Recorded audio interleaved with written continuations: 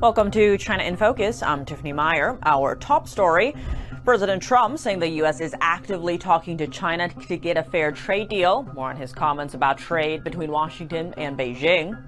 We are going to have a fair deal with China. It's going to be fair. Solar panels from Chinese-owned factories could face massive new tariff rates, some as high as 3,400%. Details on the Chinese-made panels that aren't from China. How is the trade conflict between the U.S. and China expected to play out? An expert breaks it down. You're seeing that China's trying to stimulate, give people money to spend, and yet people are holding on to it.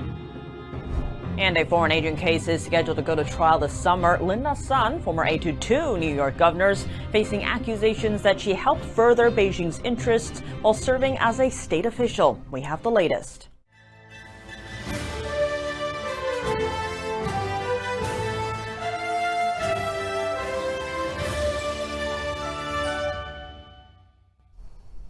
The U.S. is actively talking to China to get a fair trade deal. That's what President Trump told reporters early Wednesday as the administration signals room for tariff adjustment. Can you clarify, Mr. President, on China? Yeah, we are going to have a fair deal with China. It's going to be fair. Are you talking to them actively now? Actively. Everything's active. Everybody wants to be a part of what we're doing. They know that they can't get away with it any longer, but they're still going to do fine. And we're going to have a country that you can be proud of, not a laughing stock all over the world for many years. Chinese goods to the U.S. now face up to 245% tariffs, while U.S. goods on China are subject to 125% tariffs. A Chinese Foreign Ministry spokesperson said Wednesday that if the U.S. sticks with its tariffs, Beijing would do the same. Trump previously warned China that the U.S. will set the deal if Beijing doesn't make a trade agreement and end tariffs. But ultimately, they have to make a deal because otherwise they're not going to be able to deal in the United States. So we want them involved, but they have to, and other countries have to make a deal. And if they don't make a deal, we'll set the deal. Trump also signaled some level of tariff relief for China. He said tariffs on Chinese goods would come down substantially, but it won't be zero. That was in response to comments describing the trade tensions as unsustainable. Trump imposed tariffs on trade partners to reduce the trade deficit and bring jobs back to the U.S. The total U.S. trade deficit reached over $1 trillion last year.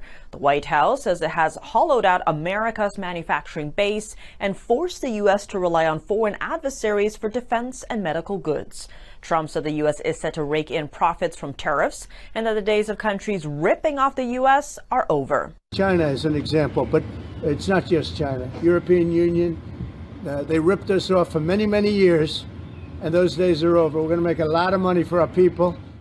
U.S. Treasury Secretary Scott Bessent on Wednesday said there's an opportunity for a major trade deal between the U.S. and China.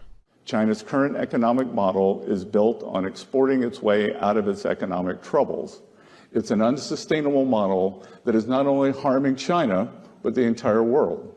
Bessent also added that China was in need of a rebalancing and needs to change. Which U.S. states will feel the greatest impact from China's 125% tariff on American exports? Topping the list, Texas, California, Washington, Louisiana, and North Carolina. That's according to a report from the Wall Street Journal. These states make up the bulk of U.S. exports to China, energy and agricultural products. Here's a breakdown.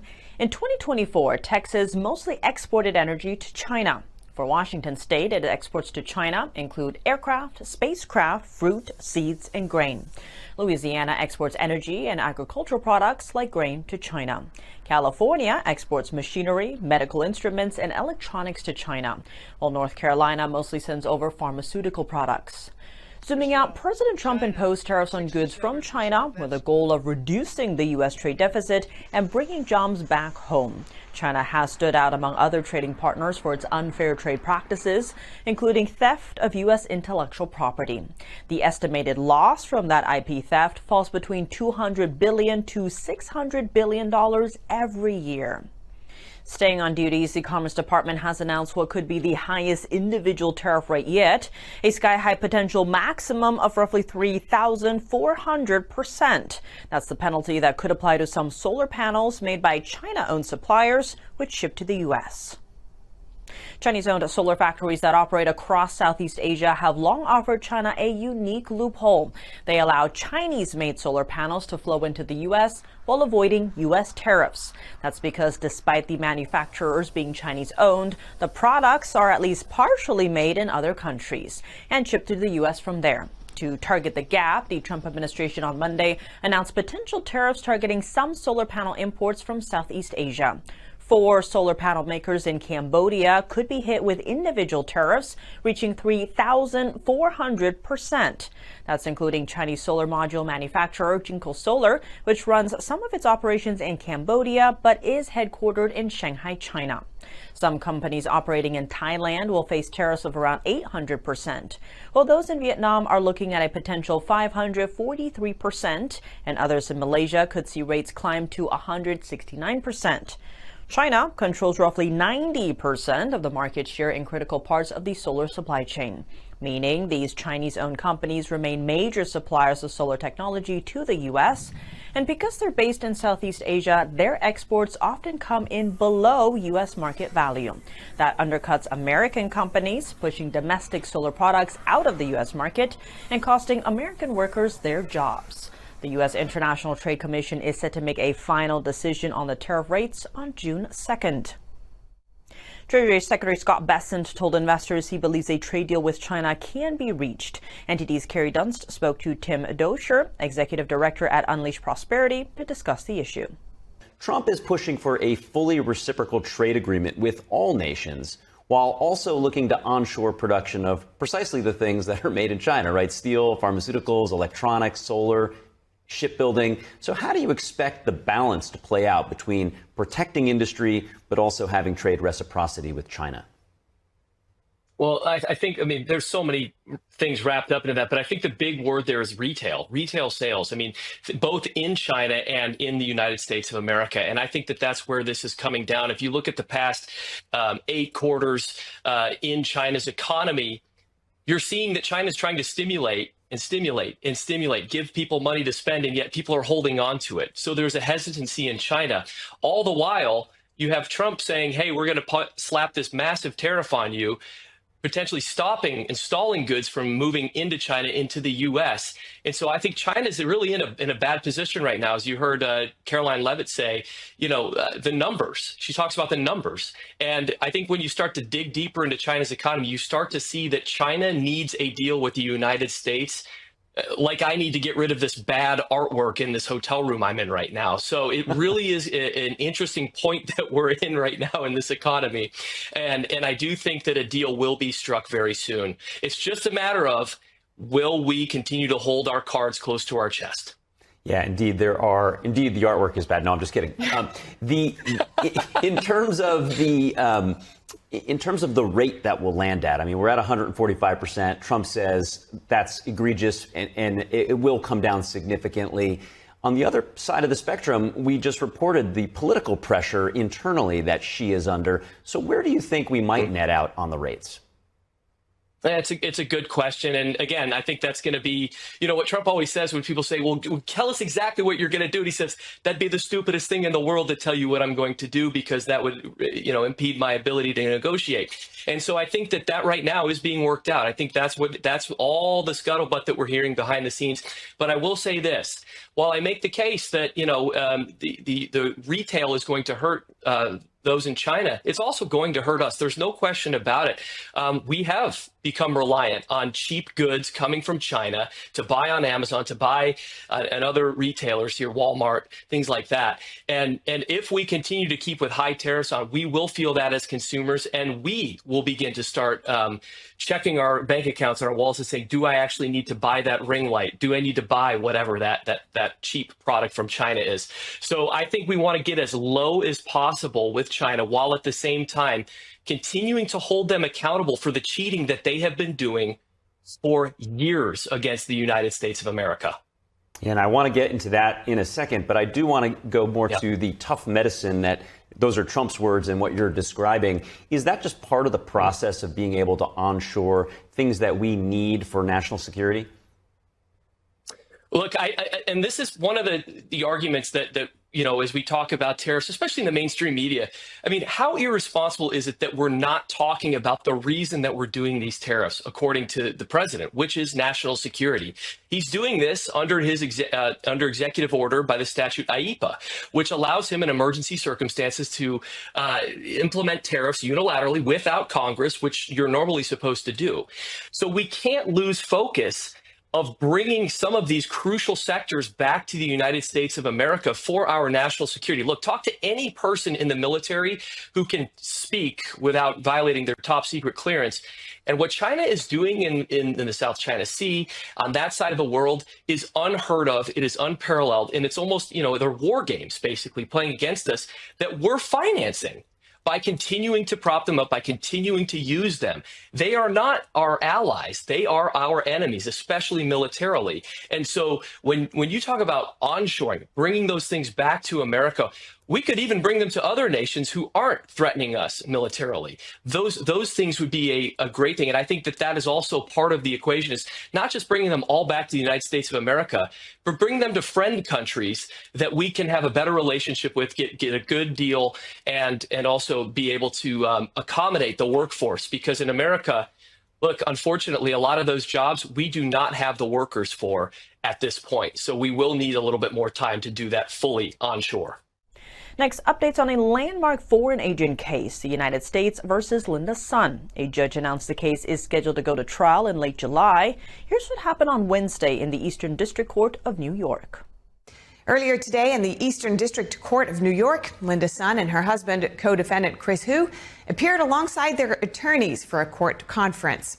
The polished-look couple allegedly earned millions of dollars in kickbacks for their ties to the Chinese regime. During the court meeting, a prosecutor revealed that they are finalizing Chinese translations of evidence against Sun. Those include text messages, emails, and other communications between Sun and Chinese officials. These materials are expected to be made public during the trial. Sun served as New York Governor Kathy Hochul's top aide in charge of Asian affairs. In 2023, Sun was fired for misconduct without specifying reasons. Last September, federal law enforcement arrested her and her husband. They now face multiple criminal accounts. Sun is accused of acting as an unregistered foreign agent of Communist China, making her case one of the most high-profile cases of its kind.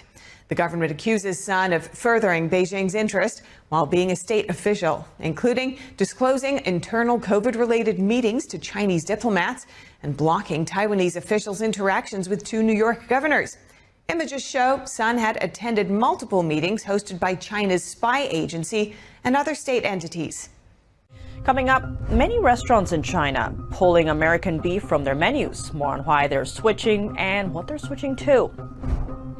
20 humanoid robots joined a half marathon in Beijing. Who came out on top?